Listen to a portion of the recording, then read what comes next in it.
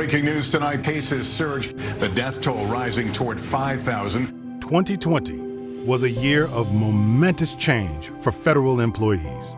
The global pandemic upended our work life and home life as we increasingly teleworked to protect our health and do our jobs. Some had little recourse but to stay at their work sites. NTEU worked with agencies and Congress to advance employees' safety and address their concerns.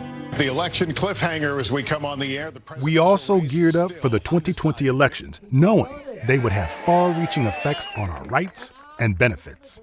When we stand up for the rights of NTEU and we stand up for the rights of federal sector workers across the country, we are standing up for democracy itself. Understanding the high stakes, NTEU members were energized and active, supporting candidates who supported federal employees.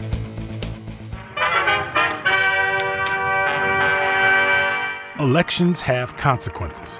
Within the first 2 days of the new administration, President Biden supported federal employees. On day one, he signed an executive order to help protect federal employees from COVID-19, including the ordering of face masks to be worn on federal property and for agencies to maximize telework. The president also revoked the ban on diversity training for federal employees. On the second day of his administration, President Biden revoked the Trump anti-union executive orders. The order will also protect and empower federal employees who've dedicated their careers to serving the American people, many in very difficult circumstances during this pandemic. And the steps will include restoring collective bargaining power and worker protections for federal workers, eliminating Schedule F, so-called Schedule F, which has threatened the protections of career employees. The Trump executive orders aimed to gut contracts, impose unilateral rules, and weaken union rights. NTEU's strategy of fighting the orders in the courts through the FLRA and grievances was successful in avoiding irreparable harm. Agencies are now under orders to go back and follow the law by bargaining in good faith. Former President Trump's orders really tilted the scales heavily in favor of management. And President Biden getting rid of these executive orders simply restores balance as the law requires. This administration brings a respectful tone to federal employees, the expertise we bring to our jobs, and the mission of our agencies. Actions like removing the anti-labor ideologues from the Federal Service Impasses Panel clearly demonstrate this administration's respect for the role of federal labor unions. Our activism has been instrumental in keeping our unions strong and vital. Together with our friends in Congress, we avoided devastating cuts to our agency budgets. We blunted attempts at reducing retirement benefits. And we stopped pay freezes, including a last-minute attempt to freeze federal pay for 2021. Other victories include winning a higher carryover leave cap into 2021 and the realization of our 20-year fight for paid parental leave. Membership is key to our success. It affords us the power to defend against attacks and make our case for expanded benefits. Members give voice to our goals for the future. The Legislative Advisory Committee recommended our legislative priorities: to provide full staffing and funding to our decimated agencies, to protect and promote workplace rights and fairness, to better protect against COVID-19 and all its consequences, to ensure telework programs stay vital and flexible, and to receive the fair pay and benefits federal employees deserve, including a 3.2% pay raise in 2022. We need the energy and enthusiasm we mustered in the election to win our legislative agenda. Legislative victories don't come without effort and persistence. It's time to embrace, support, and advocate for what we need. If we all commit ourselves to the fight, if we all come together and work in the same direction, We are going to prevail. I'm telling you, as sure as I'm standing here, we're going to prevail.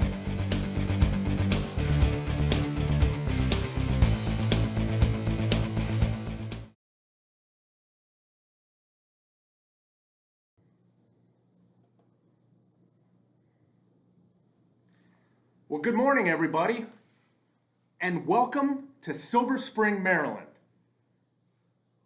Oops.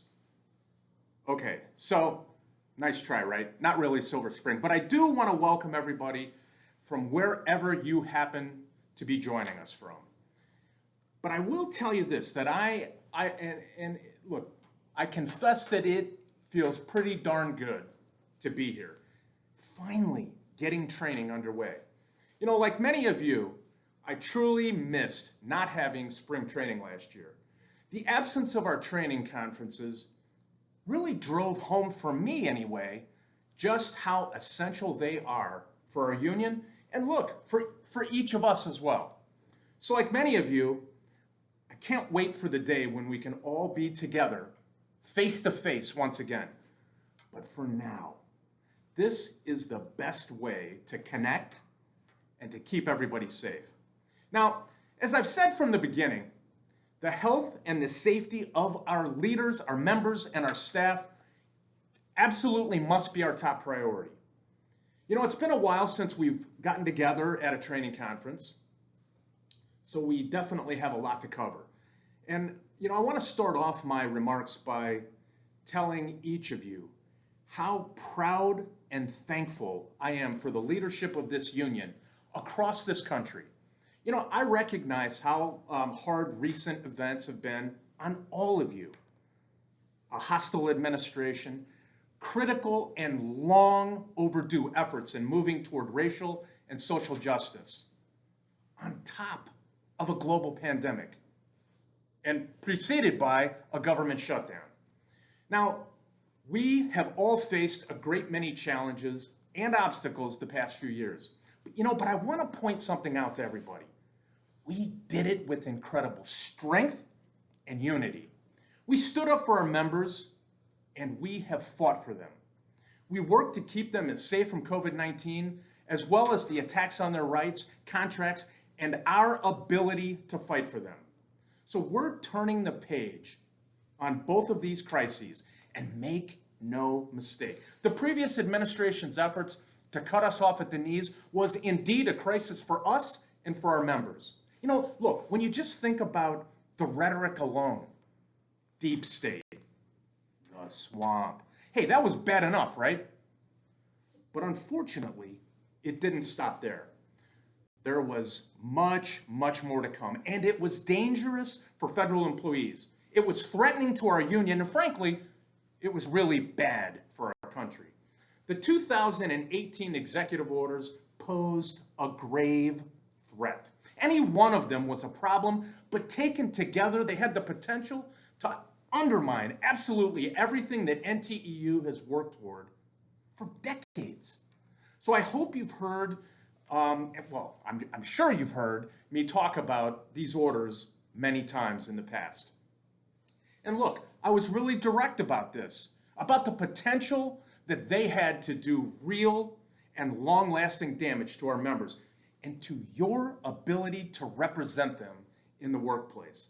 You know, today, we have the benefit of reviewing the past few years from really what amounts to a different perspective.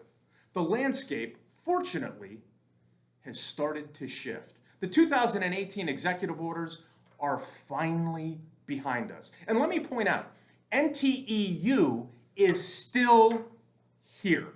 We prevailed, and that is something worth not only noting, but it's something worth celebrating.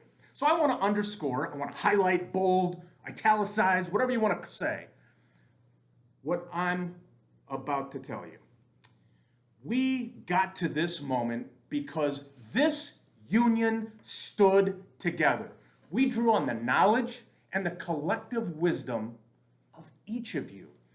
We had a strategy and a plan that we executed with thoughtfulness and precision. We threw the full weight of our union at these threats.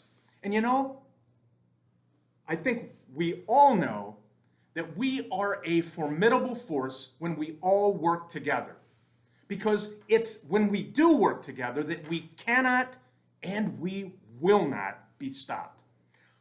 Our strategy that we employed these last few years encompassed every single corner of NTEU. Litigation, negotiations, legislation, political action, communications, and of course, representation. But the most important piece of the puzzle, the magical ingredient, if you will, that keeps it all together, it's leadership.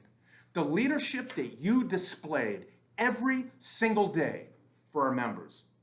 See, in tough times, and you know this, our members, they look to us. They want information. They need to see action. They seek reassurance that their union is fighting for them.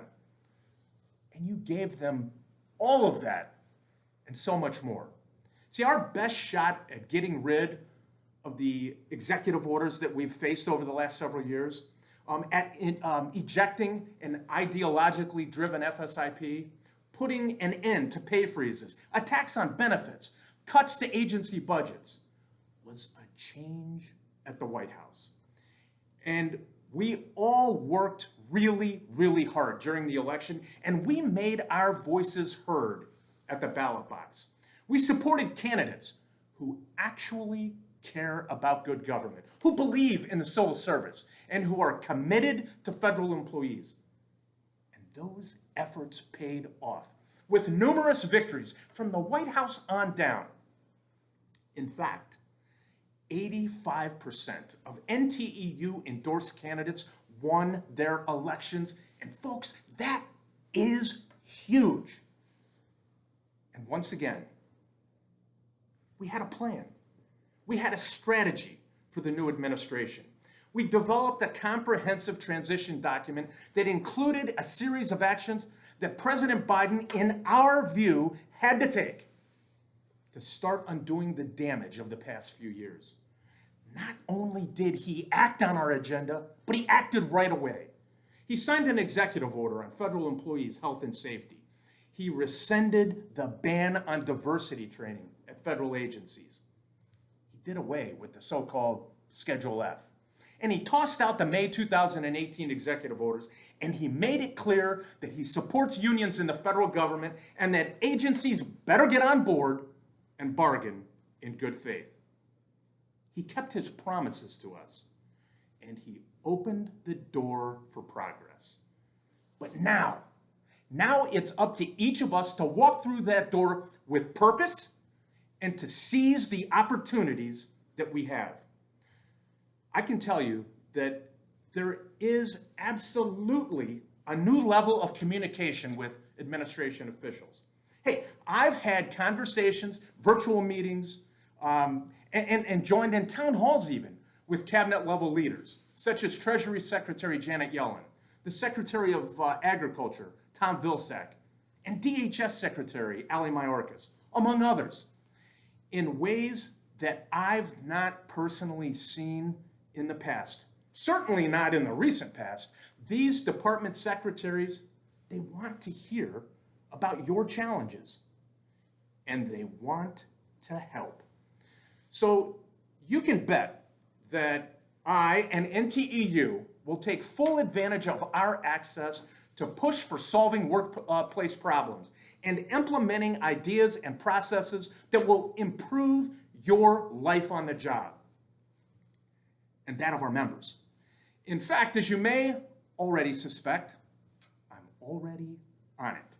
See, it's important to recognize, and please hear me when I say this, there is still real work to be done in cleaning up the damage that took place at some of our agencies and sitting down at bargaining tables to negotiate contracts as the law requires. Look, it's obviously not our preference. This isn't going to happen right away. At some agencies, like HHS, it's going to take a little bit of time to turn the ship around. we're not only undoing 3+ years of harmful actions, we're pushing to do away with a culture that took hold at these agencies, a culture in which employees could be ignored and where your voices were silenced. But understand, that doesn't by any stretch of the imagination mean that any of us should or will sit back and simply wait for things to improve. Make no mistake, we are going to hold management accountable when needed, and we will fully represent our members. We will again use our robust grievance process when we are assured that the FSIP and the FLRA will be fair and impartial. And on Capitol Hill, we no longer have to simply play defense. There is support for our legislative agenda, and now it is time for us to play a little bit of offense. We can harness the power of our grassroots action and build towards fair pay, workplace protections, and a full-fledged paid family leave program. So look, there's no doubt I've painted somewhat of a picture full of promise, and with good reason. But we're under no illusions here. There will always be challenges, and not all of the change that we are seeking, that we are struggling to bring about, will occur as quickly as we want it to. But here's the key, and this is what NTEU is all about. We are going to stay at it. We also know that we still have some detractors in Congress and former Trump administration officials who are not quite ready to throw in the towel yet. See, in February, there was a hearing in the House on revitalizing the federal workforce. And one of the witnesses who testified was fresh out of his job at the White House. And he was the main driver behind all of the attacks on us these last few years, including the 3 2018 executive orders, and the one that established Schedule F. His name, I'm sure many of you have heard it, is James Shirk. And he went to the previous administration directly from the Heritage Foundation. Now, at this particular hearing that I'm talking about, he gave a passionate, if completely false, defense of Schedule F. In fact, what he said was that it's necessary to improve the power of those federal employees. Actually, let me say it this way. What he said was it's important to remove the power of those federal employees who play a role in setting policy and who can just simply thwart the will of the president. Essentially, what he really did was he repeated the lie that federal employees are a part of the swamp and really must be kind of reined in. And he was aided in his efforts at that particular hearing by some of the members of the committee. So folks, look, here's my point. Even with the change in administration, there are those who will continue to push for the regressive and harmful proposals that we have fought against over the past several years. So we've got to make sure that we monitor, debunk, and oppose those efforts wherever and whenever they rise up. And remember that all of the rescinded executive orders and policies and the new and fair members of the FSIP and the FLRA will mean absolutely nothing to our members if it doesn't also include positive change in their work lives. We still need and must have comprehensive contracts, and we must make certain that we continue to enforce our members' rights. Everything that we did in the past year, all of our efforts to guard against damage from the executive orders, to push back against legislative attacks, and to engage our members in NTEU's election efforts were done while dealing with a pandemic that altered in fundamental ways all of our lives at work and at home. But in true NTEU fashion, you took charge. Even while your own lives were uprooted, you did all that you could to take care of our members while dealing with managers who, let's face it, weren't always helpful. As federal buildings closed, employees were sent home to work. Some needed equipment, some needed training. Others, they were already experienced teleworkers who were ready to hit the ground running. But make no mistake, they were all worried about the emerging pandemic. Information about its seriousness was contradictory and sometimes, or maybe even oftentimes, colored by politics. Schools and daycares started to close. Spouses and partners were working from home. And whether or not to go to the grocery store became a major life decision. At least in my home, it did. There were questions about who had to report to work, what types of leave were even available, notifications of positive cases among those you worked with, and so many other issues. We were all kind of learning as we were going, but we never lost sight of our main concern: keeping our members safe. Remember, not all of our members could work from home. CBP employees stayed on the job at hundreds of ports across the country, dealing with travelers and cargo, and at pre-clearance sites around the world. FDA workers reported to labs doing their regular jobs along with new research and testing related to the coronavirus. IRS employees started to return in the summer to handle a delayed tax filing season, and there were certainly many, many others. Workplace health and safety protocols were challenging. The lack of PPE and cleaning and disinfectant products was troubling, to say the least. Even federal agencies couldn't purchase Clorox wipes, which points, I think, to a much larger issue, and that issue's a lack of preparedness. And our members were getting sick. And sadly, some of them even lost their lives. As vaccines continue to roll out, NTEU has been pushing to make them available to our members who are at their workplaces. And I'm going to tell you something. It is despicable that federal agencies did not make their own employees a priority. And so let me be even more direct. That is a failure of leadership. As we have learned, this particular failure has been a very, very tough one to overcome. When our country has reached threshold levels of Americans being vaccinated, I suspect that federal agencies are likely to start asking employees who've been teleworking for the past year to return to the office. And it will be a strange and a really unnerving time for employees who haven't been inside their workplace for more than a year. So our job, our collective job, will be to make sure that agencies are ready to welcome them back. Among the issues that we're going to really need to pay attention to are the proper protocols in place and being observed. Is cleaning at the correct level? Are there plans in place for contact tracing should an employee get ill? Here's, I think, another important recognition that we've had. This pandemic clearly showed that telework works.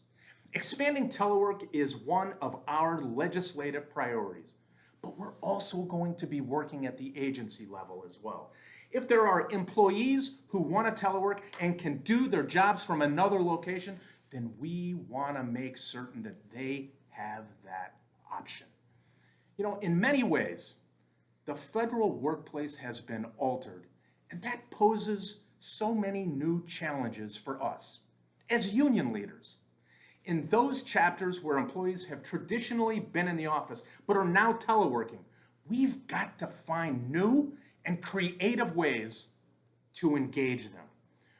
We want them to have a connection with NTEU, to understand and appreciate what this union does on their behalf. We want them to be members, and we want our members to be engaged and participative members. You know, membership, as I think everybody here knows, it's one of our union's primary goals.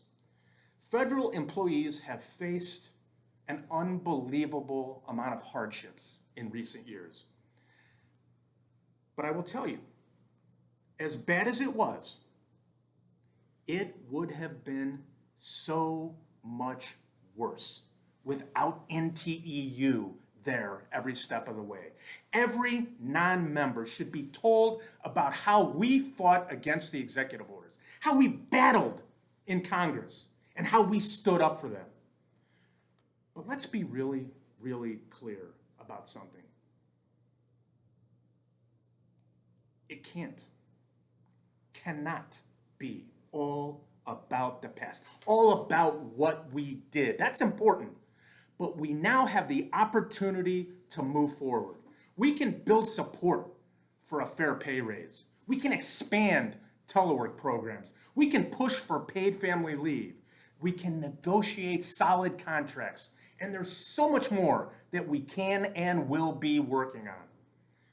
See, the membership of these folks who right now are non-members help us reach for these goals. All of our members help us reach for these goals.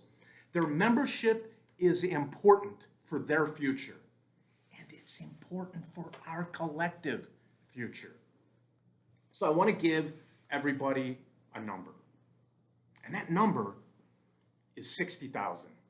See, that is the membership opportunity that we all have before us. That's also the number of non-members who are benefiting from your hard work and for the energy and commitment of our dues-paying members. And they are benefiting from your actual dues dollars. So here's what I'm asking you to do. I'm asking each and every one of you to work with your chapter leadership team to ensure that every single non-member in your chapter is asked to join no later than July 1st of this year. I'm also asking you to let me know if there's some way that I can help. Look, I know there are many chapters out there, many of you out there, who are working incredibly hard to reach important membership milestones. And I want to tell you that I want to thank all of you who are for all the work, for your leadership, for all of the hard work and thought you're putting into recruiting and retaining members. And I want to give you all a virtual round of applause. So let's really applaud everybody who's doing such outstanding work on membership. You know, another one of our union's goals, and you've heard me talk about it before, is telling our story. And you know, I would encourage you to do exactly that. As I mentioned earlier, we can now look at the past few years through a little bit of a different lens. What we accomplished, the battles that we've waged, our resilience, it's a story worth telling, as is the ability now to chart a new course, undoing any harm and building a future that federal employees deserve. So we're going to build on the momentum of the 2020 election so that we are even stronger and more engaged for the 2022 midterm elections. It is critical to our continued success that we recognize and support those in Congress who stand with us, and that we help put even more supporters in the House and the Senate. You've all seen what happens when our elected leadership labels federal employees as the enemy. We cannot allow those dark days to return. So I ask you not to lose sight of the importance of the 2022 midterms. So, you know, I want to wrap up today, I guess, kind of where I started.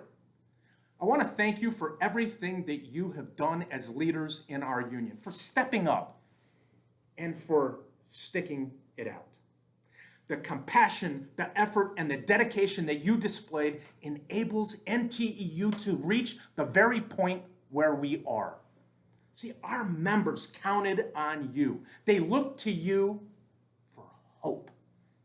And you know what? They found it.